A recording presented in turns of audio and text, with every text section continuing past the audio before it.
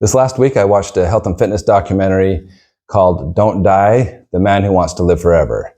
This is about Brian Johnson. He's an entrepreneur. I think he was involved with Venmo. Anyway, he's pretty wealthy today. And his main objective and goal is to extend his life as long as possible and to slow down his aging process.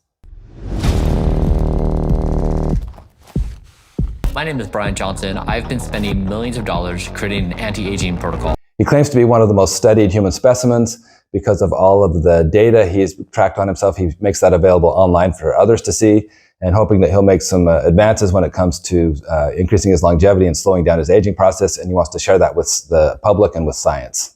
Yes, science! When I saw the trailer for this, I was pretty excited to watch this because just like him, I'm not very excited about getting old.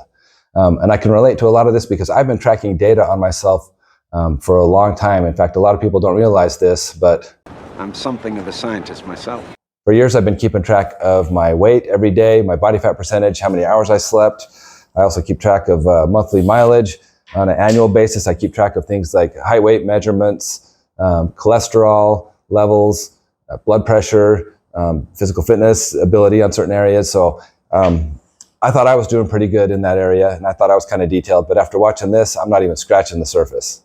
You've probably seen fitness influencers share their daily routine and their habits, their daily protocol, the things they go through to maintain a healthy lifestyle. He kind of shares this with the audience in the documentary, some of the things he does, the supplements he takes, his schedule. But unlike those, it just keeps going and going. It's not just a 2-hour thing, but it seems to be happening all day. And then it's time for bed, and he goes to bed very early and starts over. Boy, that escalated quickly. I thought this was a very interesting documentary. There were some things I liked and disliked about it. I'm going to share some of those with you, as well as a couple takeaways. The first thing I like about this is that he's very conscious of his health. He takes responsibility for his health and action to improve it himself. So I can't fault him any in that regard. Very ambitious in what he's trying to undertake. Another thing I like about it is his discipline and his commitment. Unquestionable, the amount of discipline it takes to do what he does. It doesn't look fun by any means. Another thing I liked about this is that he's pretty sincere in his efforts. He really believes this. I can tell he's not a hypocrite, like one of these personal trainers that tell people to do a certain thing, but they still eat a ton of junk food. Okay, then on to some of the negative things that I didn't really care for a whole lot and that some people may not be able to relate to. First of all, that it's just such an overwhelming routine that he has. It's 24-hour-a-day effort. And so I think a lot of people are not going to be able to relate to that.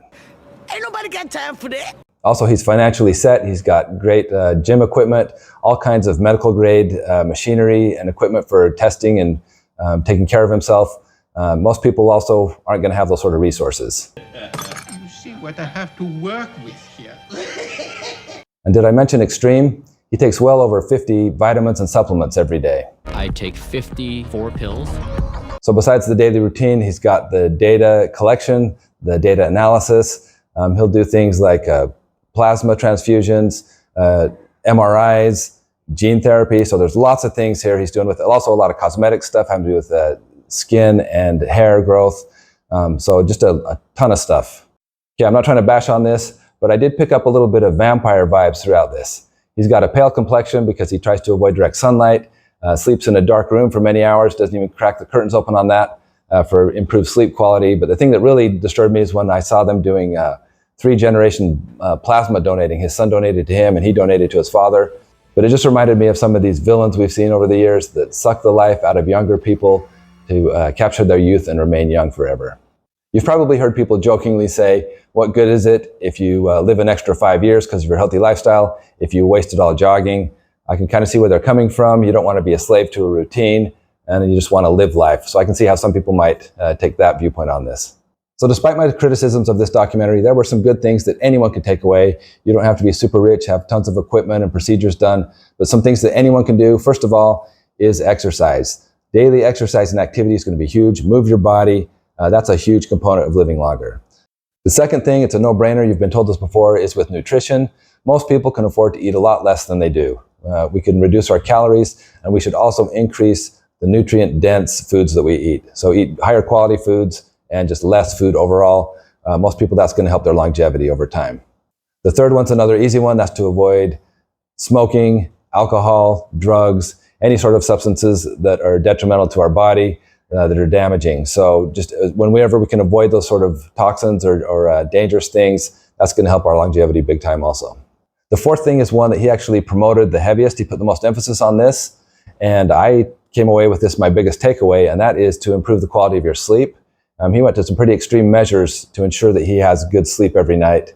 And I know if I had better discipline, I could turn off my electronics and cell phone earlier in the evening, sleep in a darker room, avoid all the distractions, I would sleep much better. So that's something I'm going to work on this year because my body needs some recuperating and recovery, and I have not been getting it. Even when I sleep, I'll wake up exhausted sometimes. So I know that's something I can work on, and probably a lot of you too. So overall, I thought this was a pretty interesting documentary. There were some things I liked about it, some I didn't care for so much, but it really got me thinking about my health and my longevity and my efforts to live a healthier, better quality life. So if you saw this, I'd love to hear your comments. What are some of the things you thought were good or bad? Feel free to share down below. I'm going to do another video next week, so you might as well subscribe and keep following because they're going to keep coming out. I can do this all day.